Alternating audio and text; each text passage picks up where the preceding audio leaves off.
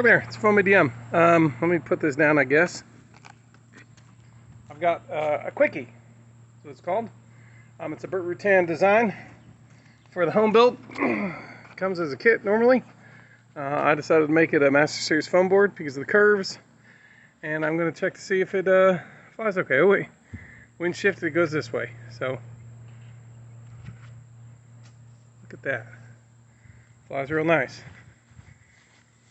Give it another chuck.